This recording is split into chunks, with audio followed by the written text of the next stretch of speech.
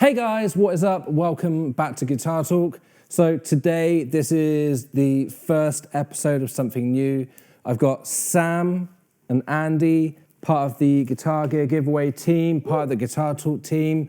We are just going to chill out and have a chat about some cool conversations on gear. Roll that intro.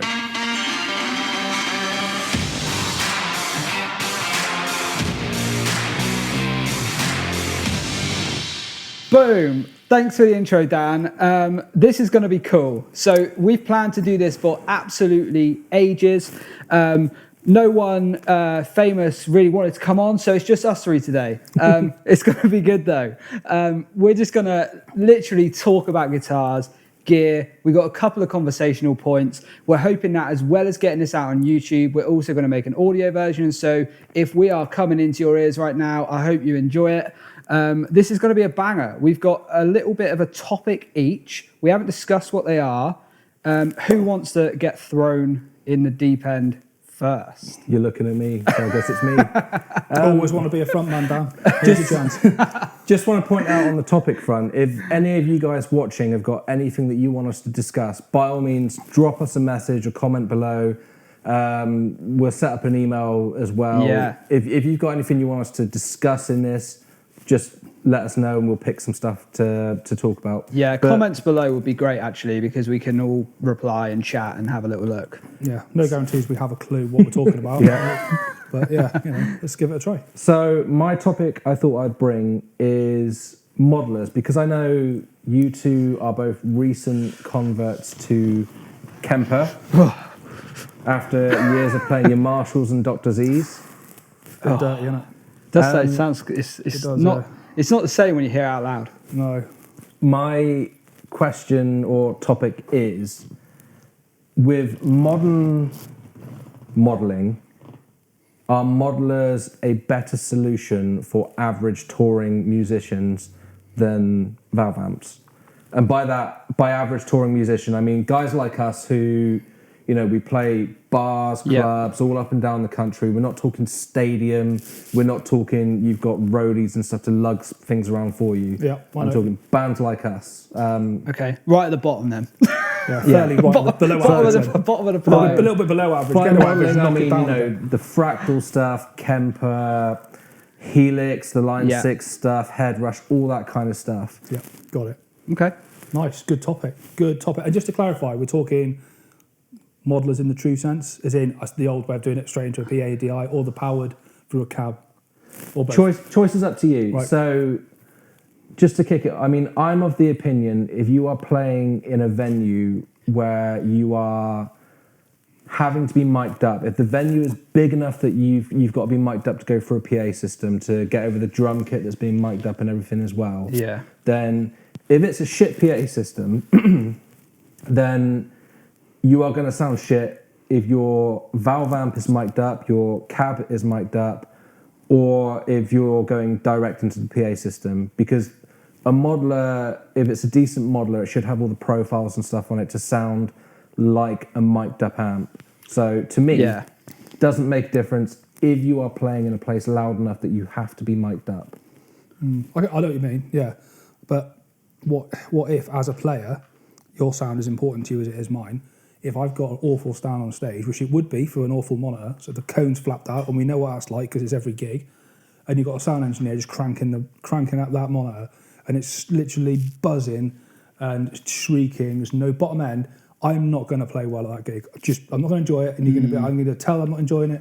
It won't sound good. Whereas when I was using valve amp, still am formally because I've not had a live gig yet, I could sit there with my two 212 cabs, crank up a Dr. Z to a decent volume, never too loud. I could feel my sound. I knew that was going to sound good every gig, even if it wasn't through the PA. I mean, apart from the bigger venues. Whereas you give that straight to a PA, you've got nothing. You are in the hands of that monitor and that sound engineer. So that's why I've gone for a powered Kemper as a Sam. But if you trust the PA and the monitors, okay, I think I'm, with you. That's my only caveat. I think, for me, I just hadn't come across anything that I thought sounded good enough until trying a Kemper. And I haven't spent any time with these things. So I can't. It's not a fair opinion. It's not like I've sat with an Axe FX and I've sat with a Helix and No. I've done them all. But from just you can't work 'em out. from just literally watching people use it, from hearing it, from seeing people gig it, from like doing it, it's just not done what I want it to do, which is just one on the edge between overdrive and distortion kind of sound, and I'll just do the rest with the volume control or whatever. And then as soon as, to be honest, the only reason the Kemper's ticked all the boxes is because I just bought the Dr. Z profiles and threw them on there, and that's just the sound I want. So I just bought my amp, except hopefully it won't break now, because that's all that. Like, I can't see me go. Put it this way, you're not going to pop a fuse in the middle of a in the middle of a gig. I can't see me if that Kemper sees me through 5 gigs, no problems. It's already outdone all of my other amps. Literally, I got the best tech. This guy Neville, like, just out of, he's amazing. Literally, he is brilliant. Like, this stuff he's fixed, like humongous liner APAs and stuff like that. But there's something about, like, I don't know if we've just got bad luck. Neville was no good if we're in Gulliver's in Manchester. No, but I mean, he's serviced all my amps and everything. It still go wrong. It's like with Curse for valve amps. It's not meant to work. Yeah, my Dr. Z has as well. My old Marshall DSL, this Marshall, packed up tonight. It's all knackered. The only valve amp that hasn't broke on me is my 80s Silver Jubilee. And Yeah. but that's not been gigged that much. It's a matter of time, isn't it? And here's a point with it. Like, for me, ideally, if I'm playing guitar in a band, my ideal rig is that I've got A banjo. Because you're a banjo player for a start. I've got a Fender Twin for my clean sound. I've got some kind of like Marshall for like a crunch tone, and then when things get really hairy, I want to mix in a bit of Mesa Boogie or something like that. See, that is so funny, because that is like, when I think of modelling and I think of like modelling people, that is it. It's like, I want every amp, I want to check all for these different sounds and these different tones, where for me, I'm like, I've actually have a Kemper with one amp sound on it. Same here. It's like so weird. The thing. We're so weird. That's how I've done. We're not normal. Going back to like Gulliver's, You're normal, where we're you not have to normal. go through like 5 little corridors, up some stairs, round a corner, up some more stairs. I can't get my dream rig up those stairs. True. But when I'm using my little fractal, just my little box there, chuck it in my backpack, straight up the stairs, No, I'm I in. get that. I've got my dream rig on stage. Totally get the envy, when I'm packing up big cabs and heavy heads and stuff and pedal boards. The other thing is, for me, my pedal board, although it's not big, every gig, why is it when you get there, can I have some power for the pedal board, please? Why do you need that?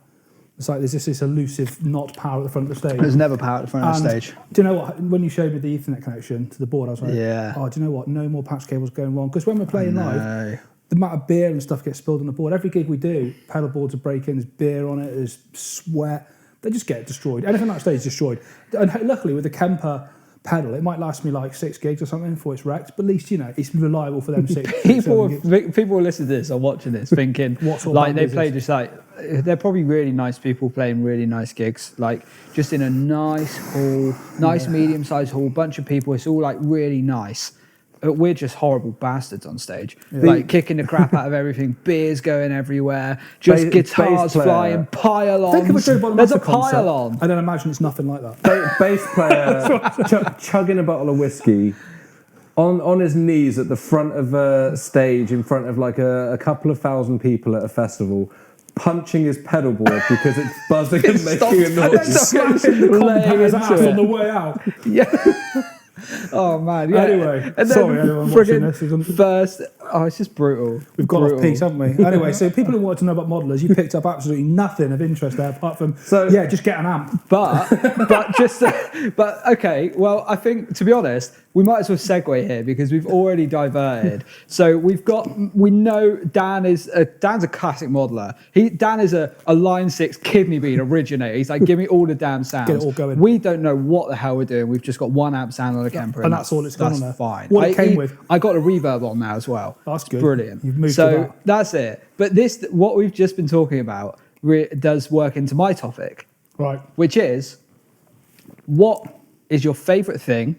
And given the time, for anyone watching now, it is the 22nd of March 2021. So in the UK, we're on our 77th lockdown. What do you miss, and what's your favourite thing about gigging? It's hard. Wow. It's actually hard to pick one What do I thing. miss? Because I miss the whole damn thing. It's just a lifestyle. It's just looking forward to a weekend, packing up your car, having a reason to change your strings, having a reason to practice, other than just I never practice anyway, as you might tell, but I just have the feeling of I better get my stuff sorted. So I better like get myself ready. You've got a reason to stay a little bit fit. I mean, anyone watching this is not going to be thinking that. Yeah, but hopefully it's they're on that the excitement audio going version. out, doing a gig, the adrenaline, and then sometimes like the next day or so, it just carries you over a little bit. If you have a good gig, there's no feeling like it. It's Wednesday playing before you know live. it. Yeah, there's no feeling like playing live with your mates and if you're staying over, have a few beers. It's just a great. Every time you do it, you think this. As soon as you hit that first chord, you're like, this is why we've travelled 2 hours to a venue on a seaside town when it's raining, with no power at the front and shit monitors. This is why we've done it. If you've got a really cool crowd, that's what I love anyway. Yeah, I agree. I think my favourite bit is probably that point at the night where it's like maybe second to last song. Everyone's like, you've had a great gig. Everyone's really drunk. They're all loving it. You know, you shout out, how have we got time for one more? And, you know, someone's in the crowd and they're like, yeah, you got one more song. We're like, yeah, we've got 3 more to go. We've got 3 more, Danny. And we sort of smash into like all of the really big, upbeat, like rock songs. Just like, before the bingo. beats, and everyone just has a great time. Yeah, it's looking forward to that main act, the bingo. That's that bit. And, you know, once those songs are over, it's pack down time. Yeah, all the adrenaline's gone. I'm like, Well, by the time you get to those songs, you've already been at the gig for 72 hours. Yeah, exactly. True. So it's really started to drag for Dan at that point. Yeah, it's because getting a Dan bit has to tiresome. get there. He lays the last few bricks to build the venue. he's rigging up the stage. I just to put that into context. So basically, when we gig, I turn up like an hour or two before anyone else gets there. Have nice Day or little two. wander around the area. You know, might do a little bit of photography. Get some fish and chips. Had a nice little leisurely load in. Have some food, relax. Then like 5 minutes before sound check, these two like roll up with like a stadium-sized PA system for like this little bar we're playing in. Amps Regimented broken, pedal boards. Yeah. 5 minute like set everything up like this big stressful time. And then like right, there's no power at the front, and I'm just like I've been here for like 4 hours. Yeah, I've been here for 4 hours. I'm already friends with all the locals. We actually, when we rocked up to that gig in Exeter, there's like a couple having like pizza, and on the edge of their table is just like Dan's pedal board. Like, it's just on the edge, they're just having a nice candle-lit meal. is, And then yeah. Dan's like whipping a Jack Clean across their head at like 4 That's o'clock in the great. afternoon. Dan's reason, the thing he misses most about gigging is getting there early. Wow, that shows the level Well, it's better that we than- got to. When we were playing at a festival and like we were opening the main stage and they were like, you guys can get there from 10 a.m. I of course arrived the night before, camped overnight. Dan arrived 2018. He got there for the year before. We're all there, 10 o'clock, loading up on stage, getting everything, all the monitors are done, PA's been set up, and then 5 minutes before we are due to start and open this big festival, That was nerve-wracking. the drummer was rocks up with his drum God, kit. yeah, We just I stood there totally on our forgot own, about wait, that. Sorry, Where's the drummer? guys. Not here. Sorry, guys. Been stuck behind a cow on the M5. Probably one of the biggest gigs of the year, that was. Like That was thousands, nerve-wracking. wasn't You it? just Yeah. stood there. I was thinking, I'm just going to go behind the side of the stage and just hide in a minute and Have a let you little deal with it. cry. I'm just going to let you deal with it. And That say, "That's sounded she was pissed off. I'm not surprised. He was really It mad. we're usually really professional when it comes to actually getting there on time and sound checking. But Yeah. Night was a before, whoopsie. guys. Night before. Oh, yeah. man. So that's the other thing you miss is standing on the stage with nothing to say other than Just make a got whole drummer. weekend out of it. Just make a whole weekend out of it. Sam, what do you miss? So gigs are always really similar for me because like I love packing up my car. That's always good. It's always yeah. Tetris. Just getting everything loaded in. I like driving to the gig. I like getting there. Once we're set up, there's always a lull. Like I just like it's like I just go like I have no energy. You know, I'm like totally dead. Yeah. And then I think my favourite bit, Like the audience. if it was like a square one gig, like literally the half an hour before we go on stage, I'm just like all the blood's like drained from me. I'm just like totally dead. And then we get on and that first chord hits and it's literally like someone's just gone and I'm just like just like ready to go. Yeah, so it's that shift. It's that like when that adrenaline kicks in. I think that's the drug of gigging, the adrenaline. That's what it is. That's That's what I mean. just literally hooked on that. Now- that first like smash. It's easy to forget. Not gigged for a year, it's actually quite easy to forget that because it's quite an instant feeling. It comes and goes, and then after a while, you can think to yourself, "What was it?" But then you wouldn't drive and put the effort in that we do, and you do week in, week out for all of my since I've been 10 years old, I've been gigging. Yeah. So for 27 years, I don't know how old I am, I'm mid-30s. Just after the wars, huh? Yeah, I've done that every weekend, and for not a lot of money. We're talking probably cover your fuel, but you get up and do it every time, don't you? So I think that's pretty. Is this why we're quite an energetic band on stage? Because you get that big surge of adrenaline just as we start, and then just as we're about to finish, I'm like, yes, go time. Yeah, pretty much, like non-stop. They were like tagging each other in. Yeah, I think I remember that. Yeah, it is. Well, it's just good, isn't it? This is just good times. You just get that adrenaline, and you know the audience like it, and yeah, definitely. Is there a segue here for your topic? I suppose it's not really related to gigging. But I suppose it is because you gig with one. I do gig with one. I do gig with a vintage guitar. You're right. Yeah, 59 Les Paul Junior. And I gig with a vintage guitarist. I'm 36 or 7. I don't know which one it is. I was born in 84. Do the math. It's one of them two. I don't know. But yeah. So my topic is the importance of vintage guitars and why I think they do make you play differently. I say differently, in my opinion, it makes me play better, but not everyone will have that reaction. So there we go. Go on, Dan. You own a vintage guitar. So yeah, I've still got a vintage guitar. It's hanging up over there. Yeah, it's over there. I'm going to do. Yeah. So what's the importance for you then? If there is any, maybe they're not. I don't know. My opinion is so. Do they make you play better or different? Or different? I think they will make people play differently because I think you'll get two schools of people. I mean, I am of the opinion that a guitar is made to be played, whether it's vintage, whether it's brand new, whatever. It is made to be played. It is not made to be kept in a case under a bed. But you will get people who they will look at someone playing a vintage guitar and they're just like, how can he touch that? Why isn't it in a case under his bed? And if they were playing it, they would be playing it so carefully and restraining so much, whereas other people like me and like Andy would be going, this guitar's filled with mojo, and just smashing away on stage on it, just knowing that you are playing an awesome piece of history. So I think there's two sides to that. I think it will make people react in two different ways. When you say playing differently, I wasn't so only referring to physically and not damaging, but actually the way it makes you think. Because to me, it's just me. When I play my 59 Junior or 61 Junior or whatever, or the 61 slab board Strat we had recently in it, my style doesn't change, but my respect and the way I approach notes, I think it's more authentic and I think it's more respectful. And like any guitarist, sometimes you probably play more than you should. It actually just keeps it back a bit. And after you get over the value in your head of what they're worth, you're just playing a guitar. Yeah, you're probably not dropping it on the floor. You're probably not being quite as careless as I am with other guitars. But for me, I approach it differently and I have more respect because that guitar has seen the birth of rock, the rock and roll, blues. It's seen the mega bands, the Hendrixes, the Zeppelins. It's lived all that. It still smells of smoke. It's done way more than I have. So I'm not going to be the guy that damages it. All I will still play it. Yeah, so I reckon that the interesting thing of what you're saying about the vintage guitars is like they were the first ones around, the first Fenders, the first Gibsons. And they've obviously stood the test of time because that's still what's being made now. Harking back to Dan's original point, that's why the Kempers interest me so much because the tech's 10 years old and it's still the best. There's no Kemper 2, there's no Kemper 3. It's like they did it. They did the hardware part of it so well that they just let the tech evolve now. Same as Tesla. They do the cars. They got the hardware's good.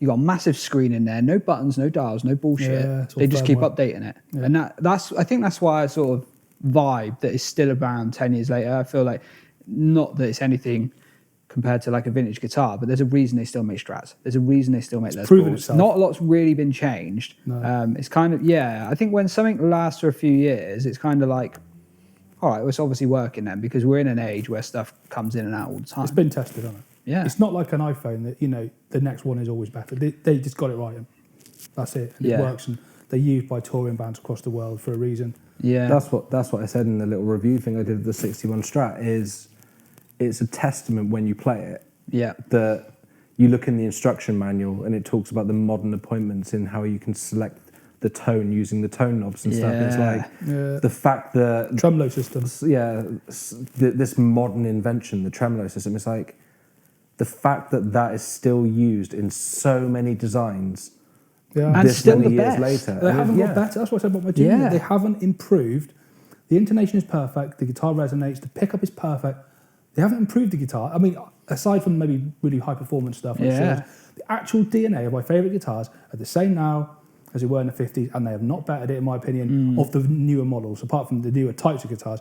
How do they get it so right first time? There was no one saying... And this that's is the what thing, they've tried, and I get why they tried, because you get like all the modern, not the, this is something where like we differ again, where we were talking the other day about, with Gibson, you get to 2012 and then I hop off the train. Yeah. And then we get to 2020 and I'm sort of sniffing the ticket machine going, am I ready to get back on? Am I back? All the stuff where they put the circuit boards in and like coil taps on a Les Paul where I get why they I had like to that, do actually. it because there's so many used guitars on the market. You can't just keep doing the same model brand new because no one's going to buy brand new. But yeah, it's just that thing. Like they've tried it. It didn't go too well for Gibson, and now they've gone back. They're trying to bring back the classic models and just straight humbuckers again. I feel because like they got it that's- right the first time. They did, but I feel like, controversial point, a lot of that's on purpose. I'm going to start a conspiracy theory right here, right now. I think 2015 for Gibson was on purpose. I think they totally fucked it on purpose. I think they did. I think they did put the robot tuners on and everything. Because how long can you keep making great guitars? Yeah, They I knocked mean, it out of the park in 2014 with the 120th anniversaries. they were great. They made loads of great Les Pauls and Gibsons in the early 2000s. Yeah. I reckon they needed a year so then they could come back in And now they're awesome 2016 again. and they did the standard T and the Yeah. traditional T, and it was like, that's my Gibson conspiracy theory. Well, it's probably quite controversial. But I don't know. I you mean, know. the guitars now are awesome. All I know is the Gibsons that we get brand new now, they're good. Yeah, They're they are. good. Bits Like of I kit. said, 2020. I'm I'm ready to hop back on the train. Wow, there we go. Go then. That's that then. Amazing. That's a conclusion of no conclusion. Okay, so the roundup is modeling's cool. We like the Kempers. I'm sure everything can sound just as good. For us, our preference is probably to have an actual loudspeaker as well, like a physical cab, just because that's used because to of the type have of it. gigs we do, not because of like I'm set on that or you're probably set on that. But if we were playing frickin' stadiums, I'd put me on in it. It's fine, no problem. I got to bring up with that though. Something that happened to me at a gig. Playing a Is it related to modelling? Yeah, playing a Some fractal. weird stuff happens to you at gigs, Dan. Yeah. Playing a fractal through a Zilla cab. Yeah. Some guy in his like 50s, 60s comes up, says, mate, your tone is really good. What are you playing through? What amp are you playing through? And I said, no, amp, it's the fractal over there. His back went straight up, got really offended. And I was like, well, you just said it sounds really good. Yeah, but it's not a real amp, is it? that to me, that's where the whole controversy is. Yeah. And I'm just like, I love my modelling. Yeah. Love it. Fair enough. And we all miss gigging. We've worked that out. And vintage guitars are cool. Yeah, I love them. And also, it's a great way of spending money. If you've got money lying around that you've saved up or you've got from somewhere, wherever it is, if you have the money, not everyone has, I appreciate a lot of money. If you haven't got the money, no too much money, but if you have, I got mine really cheap a lot of years ago, so I didn't pay the full price for it. But they're better than the interest you get in a bank, and you've got something beautiful you can look at and enjoy. And I just love it. I just love the fact I've got one, I look after it, and it's just, it gives me a lot of enjoyment. So, anyway, that's just me. Yeah, no, that's cool. Amazing. Well, I think On we've that bombshell. we've completed our first chat. Round So robin. guys, hit the like button, hit the subscribe button, comment below, let us know what you want us to talk about. Do you want to hear 3 washed up musicians talk about guitars and gear? Free has-beens. Let us know in the comments below. As I said, hit the like button, hit the subscribe button. You can find us over at Guitar Gear Giveaway, where you can win cool prizes like these and all the live draws and all the chat that goes on in those. And we will see you guys in the next video. See you later.